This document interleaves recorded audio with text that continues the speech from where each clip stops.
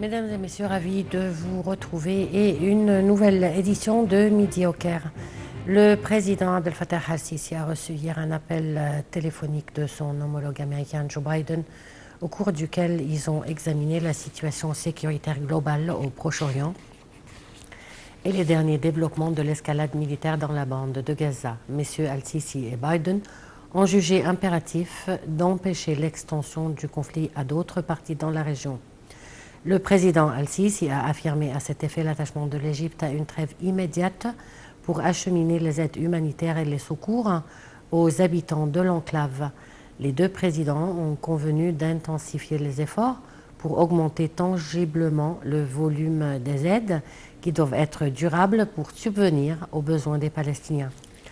Les deux hommes se sont également penchés sur les différentes dimensions de la situation actuelle dans la bande de Gaza. Le président al-Sisi a souligné à cet égard le refus catégorique de l'Égypte et la politique de punition collective et du déplacement des Palestiniens vers les territoires égyptiens.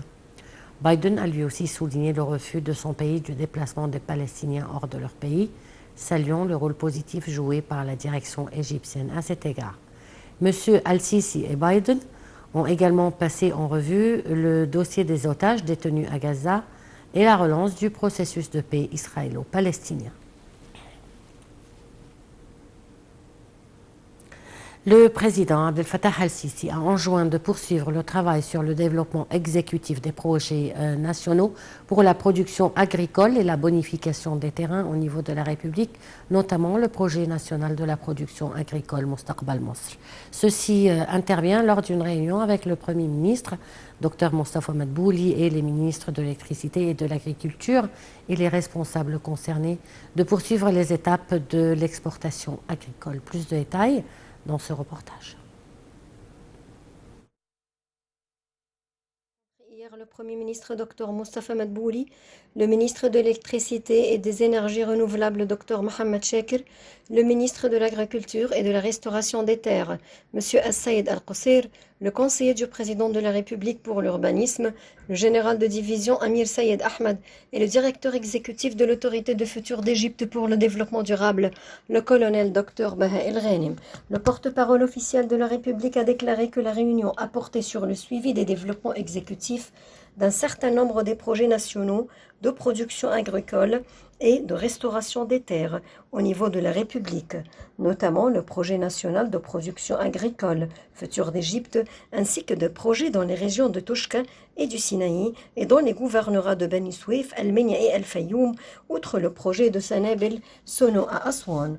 Dans ce contexte, le président Al-Sisi a passé en revue les taux de mise en œuvre des phases actuelles et futures de ces projets, surtout les infrastructures, les méthodes modernes d'irrigation, l'utilisation de la transformation numérique pour développer la productivité agricole, la position des stations de traitement et d'alimentation électrique et les zones industrielles associées à ces projets.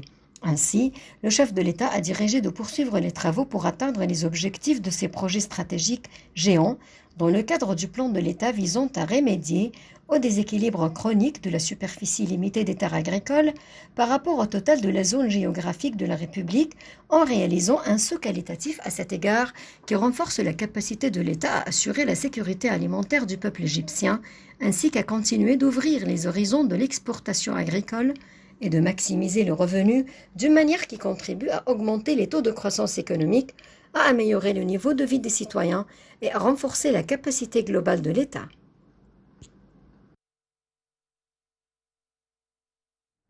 Le président Abdel Fattah al-Sisi a souligné l'importance du rôle illuminant et culturel que jouent les institutions médiatiques égyptiennes et les différents mass-médias de la Nouvelle République dans la sensibilisation des générations actuelles et futures pour aller de pair avec le progrès et la croissance de l'État. Dans son article publié dans le quotidien Al-Ahram à l'occasion de l'édition numéro 50 000 sous le titre de Salut et appréciation, le président al-Sisi a écrit « Aspirer à un rôle plus distingué de toutes les institutions de presse égyptiennes et des mass-médias au cours de la prochaine période ». Dans son message de félicitations, le chef de l'État a adressé ses salutations d'appréciation et de fierté à tous ceux qui travaillent dans le domaine de la presse et des mass-médias en général. Le chef de l'État a aussi exprimé son appréciation aux équipes de l'institution distinguée d'Al-Ahram qui ont fait preuve de ténacité face aux événements pendant 148 ans depuis sa fondation le 27 décembre 1875.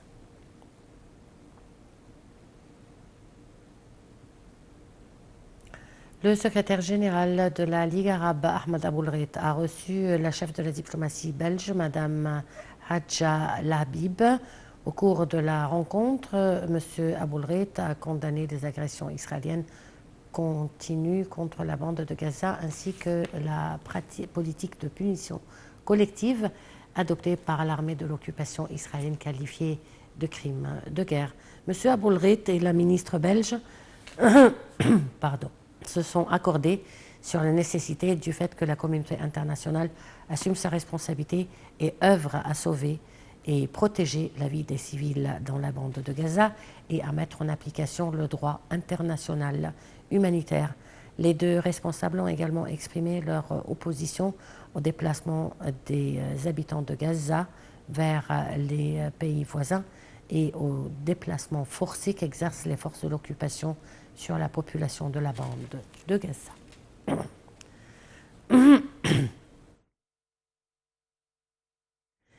Le ministre des Affaires étrangères, Sameh Shoukry, a reçu un entretien téléphonique du haut-commissaire des Nations Unies aux droits de l'homme, Volker Turk, portant sur les situations humanitaires détériorées dans la bande de Gaza, ainsi que sur les efforts internationaux pour acheminer les aides aux habitants de la bande.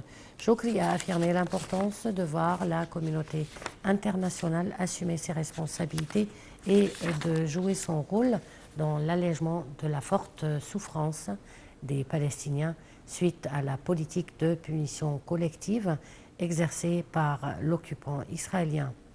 Il a également affirmé le rejet du bombardement israélien et le déplacement forcé des Palestiniens qui s'opposent aux dispositions du droit international.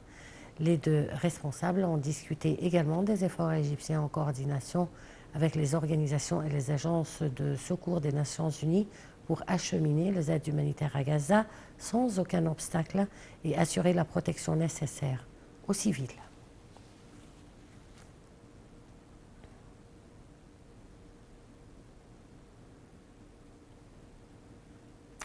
Et dans le même contexte, le ministre des Affaires étrangères, Sameh Shoukry, a réaffirmé le volume de la catastrophe humanitaire que témoigne la bande de Gaza, notamment après l'accroissement du nombre des martyrs à plus de 7000 personnes dans un délai de 3 semaines. M. Shoukry s'exprimait au cours de son entretien avec l'émissaire américain spécial pour les causes humanitaires au Proche-Orient, David Satterfield, et la chef de la diplomatie belge, Madame Hadja Labib. Plus de détails dans ce commentaire. Le ministre des Affaires étrangères, Sameh Shoukry, a souligné la nécessité d'une action internationale sérieuse et coordonnée pour parvenir à une trêve humanitaire dans la bande de Gaza. Lors de son entretien hier avec l'envoyé spécial des États-Unis sur les questions humanitaires au Proche-Orient, David Satterfield, M. Shoukry a abordé l'ampleur de la catastrophe humanitaire que connaît la bande de Gaza avec le nombre des victimes palestiniennes atteignant plus de 7000 martyrs en 3 semaines. Les discussions ont également porté sur les efforts égyptiens déployés en coordination avec les organisations et les agences de l'ONU pour acheminer de l'aide humanitaire à Gaza via le terminal de Rafah, a déclaré le porte-parole du ministère des Affaires étrangères, Ahmed Abouzeid. M. Shoukry a souligné l'importance des efforts internationaux concertés à ce stade pour faire disparaître les obstacles posés par la partie israélienne, notant que la situation tragique actuelle à Gaza exige que les parties régionales et internationales influentes agissent pour garantir un acheminement sûr, complet et durable de l'aide humanitaire aux habitants de la bande de Gaza. Sameh Shoukry a d'autre part mis en garde hier contre les conséquences humanitaires et sécuritaires fâcheuses des politiques d'escalade d'Israël contre le peuple palestinien à Gaza, notamment le bombardement continu, le siège et les déplacements forcés, contrairement aux dispositions du droit international humanitaire. L'Égypte rejette catégoriquement ces pratiques et toute tentative de liquider la cause palestinienne aux dépens des pays de la région, a affirmé Shoukry lors de son entretien hier avec la ministre fédérale des Affaires étrangères, des Affaires européennes et du commerce extérieur de Belgique, Hadja Labib. M. Chokri a salué le vote de la Belgique en faveur de la résolution du groupe arabe lors de l'Assemblée générale des Nations unies, notant que la Belgique a adopté la bonne décision qui soutient la paix, arrête les fusions de sang et protège les civils. Les deux ministres ont également discuté des risques liés à la possibilité d'une extension du conflit et de la nécessité de déployer tous les efforts internationaux et régionaux pour empêcher ce scénario, a ajouté M. Abou Zeid. Chokri a évoqué les risques considérables de l'expansion par les forces israéliennes de ces opérations terrestres à Gaza, soulignant la nécessité de déployer des efforts internationaux coordonnés et de s'appuyer sur les discussions des dirigeants et des responsables des gouvernements effectuées lors du sommet de la paix du Caire afin de mettre fin à la guerre en cours et d'assurer la protection nécessaire des civils. Le porte-parole du ministère des Affaires étrangères, l'ambassadeur Ahmed Abou Zeid, a déclaré que le chef de la diplomatie Sameh Choukri avait eu des appels téléphoniques avec M. Ayman al-Safadi, vice-premier ministre et ministre des Affaires étrangères jordanien, et avec le prince Faisal Ben Farhan, ministre des Affaires étrangères saoudien. Les deux appels téléphoniques s'inscrivent dans le cadre de la coordination des efforts arabes pour faire face à l'escalade militaire sans précédent dans la bande de Gaza et aux attaques en cours contre les civils palestiniens et des moyens de mettre en œuvre une trêve humanitaire immédiate pour alléger l'aggravation de la situation et la multiplication des souffrances des habitants de la bande de Gaza. Sur un autre plan, le chef de la diplomatie, Sameh Choukri, a jugé indispensable pour l'Égypte la coopération hydraulique transfrontalière efficace qui constitue une affaire existentielle. Il a déclaré que l'Égypte, en tant que dernier pays d'aval dans le bassin du Nil, serait le plus affecté par toute pratique non coopérative dans le bassin du Nil ainsi que par les changements climatiques. M. Choukri a tenu ces propos lors de son intervention à l'ouverture de la 6e semaine de l'eau du Caire qui se tient sous les auspices du président Abdel Fattah al-Sisi. L'édition de cette année est tenue sous le thème « L'action pour l'adaptation dans le secteur de l'eau en faveur de la durabilité ».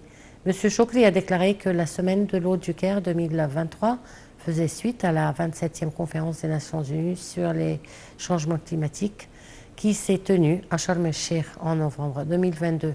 M. Choukri a aussi souligné que l'Égypte poursuit sa politique visant à renforcer la coopération hydrique transfrontalière, régionale et internationale, car elle préserve les intérêts de toutes les parties. Et de son côté, le ministre des Ressources hydrauliques et d'irrigation, Hani Soueilam, a mis l'accent sur les répercussions des guerres, sur les besoins des populations originales en eau, en électricité et en aliments, faisant référence à la catastrophe dont souffre récemment la population de la bande de Gaza. Dans son allocution à l'inauguration de la 6e semaine de l'eau du Caire, M. Soueilam a indiqué que cette instance sert comme rencontre entre les pays du monde afin d'intégrer les dossiers de l'eau dont le dossier des changements climatiques pour renforcer la coopération et pour échanger l'expertise scientifique et technique entre les divers pays.